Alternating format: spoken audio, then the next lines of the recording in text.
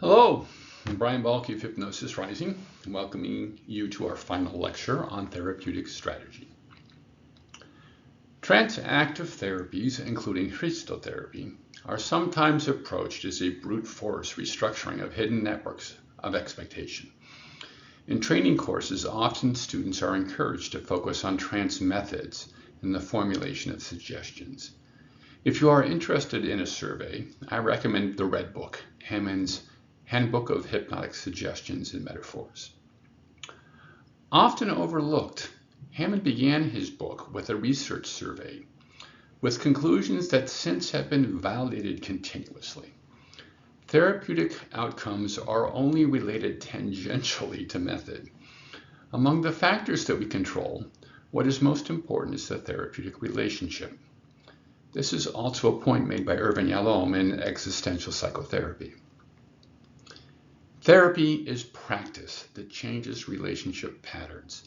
Success is found only when new patterns are transferred to daily life. In that process, the subconscious, confronted with the opportunity to substitute a new response, will pause to seek confirmation from the conscious mind. In the event, we layer the therapeutic memory as a template over the interaction and hesitate as though the subconscious is asking, "Is this okay?" When the conscious mind asserts a confident yes, the change is launched into the world, advancing the therapeutic goal. Even if the world's reaction is negative, the client is exposed to new patterns that can be evaluated in session to refine the response. Our preliminaries to this point have provided you with the insights needed to germinate that confident yes in the conscious mind. This pattern will repeat in our application lectures. The general discussion of personality and narrative structure will be focused with details specific to the therapeutic goal. What will remain constant, however, are the building blocks of trance work. Each technique yields specific effects that improve mental balance and integration. In this lecture, we begin by advancing two overarching goals that categorize trance methods and organize the trance work. We must soften inner barriers before forging new compacts. We will discuss the specific effects of trance methods in later lectures.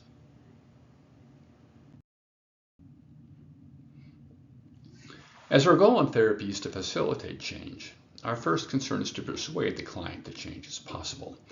As they explore their personality, we provide them with the signposts that guide them toward balance and integration. In parallel, we supply narrative frameworks that chart a voyage into maturity. As well as building a subconscious conviction that an investment in change will return lasting dividends, our frameworks also define incremental therapeutic goals. As each goal is achieved, the client increases in confidence and the pace of change accelerates. In this lecture, persuasion of agency will be used to motivate the session structure, with particular attention paid to the trance work. The structure will be illustrated in our lectures on therapeutic applications. As we detail techniques after each application lecture, we will identify how client agency is strengthened by each method. Knowledge of these effects is essential in complex therapies. We expect that in trance, issues may arise that were masked in dialogue by the client's rationalizations.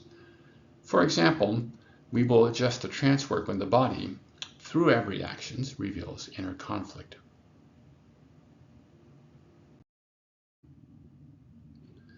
So we arrive at change facilitation. Our prequels have oriented us to the principles of persuasion, followed by an orientation to the challenges that arise when expression of the personality is blocked. That orientation also covered psychological principles to use in persuading clients that the goals, once articulated, are always within reach. How, though, to communicate that awareness to the subconscious mind, which is where all behavioral change takes place? That begins with our investigative dialogue, proceeds in trance with softening of internal blocks, and finally is activated with forging of new compacts between the conscious and subconscious. In later lectures, we will build therapies using this strategy. Our early applications will develop a therapy in detail. As the therapies become more complex, the needs of the individual client become more complex, and we cannot possibly develop a single script that addresses all the variations. Instead, each aspect will be developed independently, leaving you to slot the material into the session. To facilitate this, we introduce 3 icons, suggesting investigation, blocks, and compacts. In the lectures that follow, these will be used to tag slides and bullets, guiding you as you construct a session that responds to a client's goals.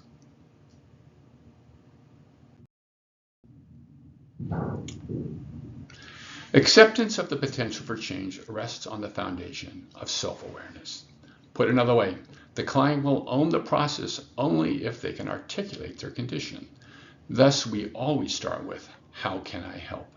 The question leads the client into an open-ended survey of symptoms and the expectations that frustrate change. Recognize that this may be the first time they are asked the question. Most clinicians focus on symptoms, and only recently have they, through cognitive behavioral therapy and its derivatives, begun to work directly with the client's expectation. For this reason, clients may believe that they are unique.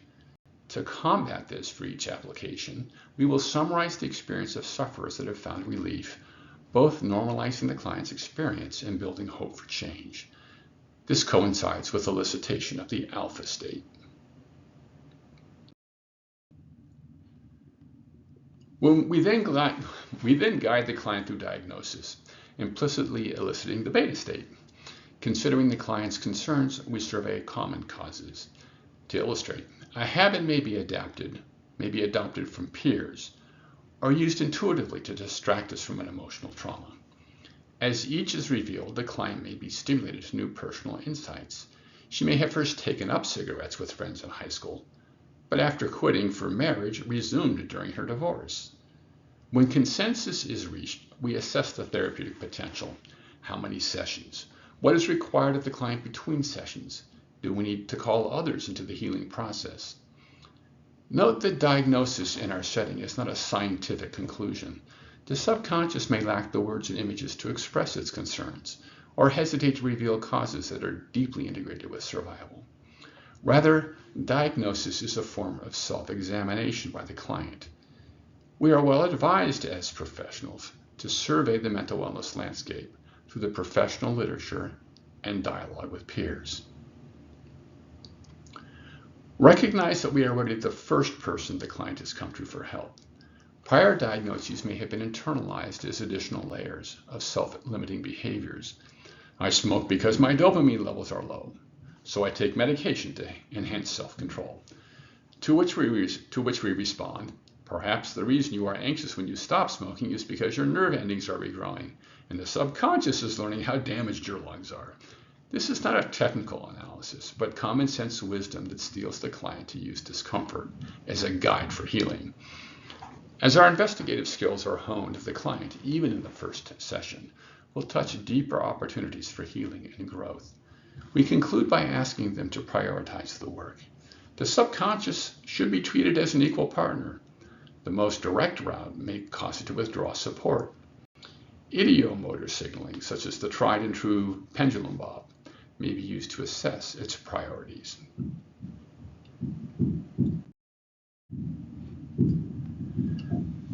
Having agreed upon specific goals for the session, we turn to the trance work. Trance active therapy, we know, accelerates change by uniting the client's mental faculties. Achieving that unity is the next phase of therapy. Just bringing the client into trance is insufficient. Trance is a state of hyper-awareness, exposing the conscious mind to distracting emotional and physical signals. The intensity of those signals reflects the degree to which they have been suppressed in conscious awareness.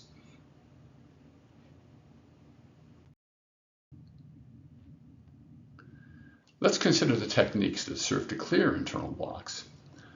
The progressive relaxation validates the needs of the body and aligns its skills in service to our ambitions. Breath work softens tension, facilitating blood flow and allowing tissues to breathe. Pleasant sensations arise, confirming effective collaboration between conscious and subconscious networks. When tension has strong emotional associations, rigidity challenges redirect the emotion through association with tension created elsewhere.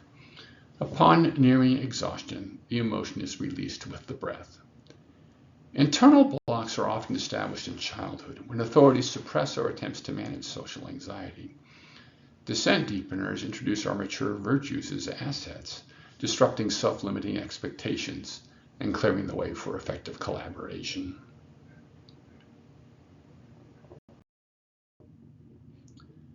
Having created a receptive state, we work to establish inner harmony and balance. We draw here upon the client's identification with insights from our models of personality and narrative frameworks. An illustration is helpful. A client facing multiple crises took up long distance running to burn off stress. This encouraged signals from the social faculty to invade her motor control system, which culminated with intense shooting pains, preventing her from running. Therapy begins in such situations, with decoupling of physical experience from emotional and social concerns. When running, concentrate on the enjoyment of the fluid motion. When confronting social distress, allow the body to relax to liberate energy to the social centers of the brain. Studies have shown that trance active therapy is unique in immediately affecting blood flow in the brain. Having been brought into a heightened state of physiological awareness, the client will feel pressure shifting in the brain. I cannot overstate the impact of this awareness in validating their control over their thought processes, nor the grace of the awe that passes over their faces in these moments. In every application, dream therapy facilitates behavioral integration of the new compacts. Historically, psychology has held that dreams are mental noise.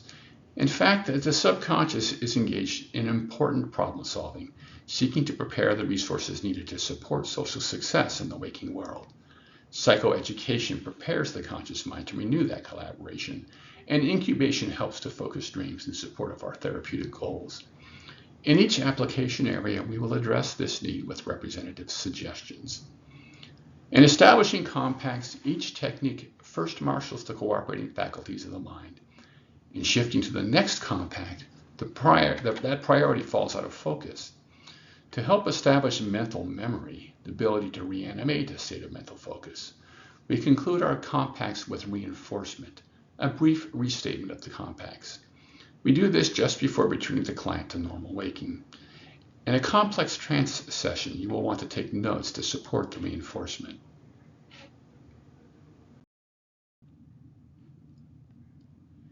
Given the impact of horizontal imbalance on personality, we will introduce a technique for bilateral balancing. Desensitization calms emotional reactivity, including panic. Self-trust and motivation are restored in cultivating the body's organic wisdom regarding nutrition and exercise. Litanies of parental deficiencies are put to rest through self-parenting. Porous personal boundaries and traumatic attachments are policed through spiritual deepening.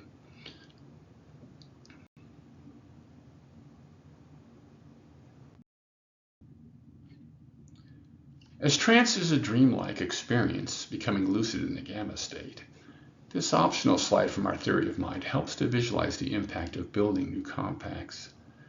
We introduce from experience new facts and knowns to the subconscious realm, and activate the imagination to rehearse new behaviors. Where in normal learning, the subconscious may wait weeks before the conscious mind exercises new behavior and waking experience. In trance, learning is supercharged. In real time, the united mind validates its choices. This includes discarding self-limiting expectations and ineffective behaviors.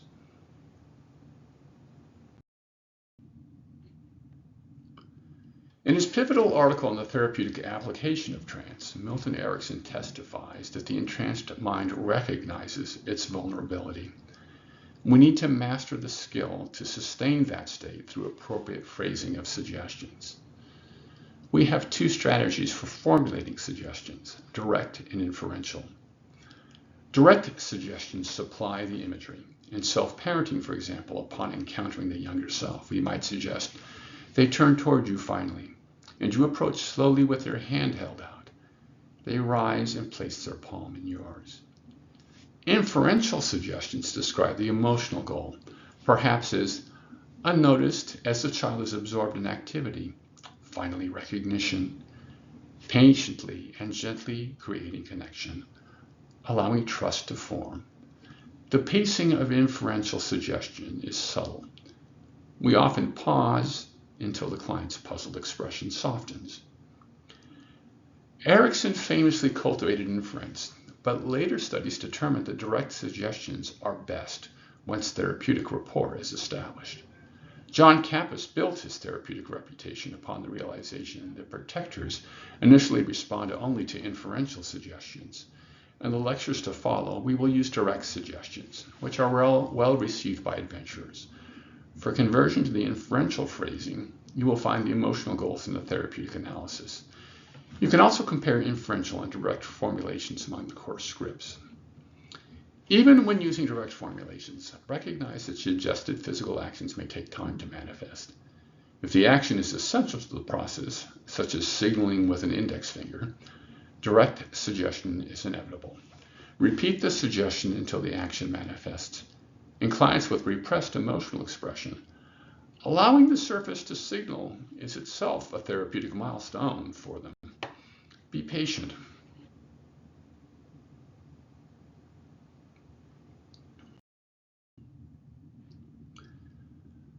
We must also be conscious of tone. In our study of personality, we allowed that feminine personalities nurture strength, while masculine personalities initiate change. Feminine tone should be used when seeking to dissolve resistance. When seeking to inspire confidence, we adopt a masculine tone. In either case, tonal modulation engages the right hemisphere, cementing emotional transparency and sensitivity.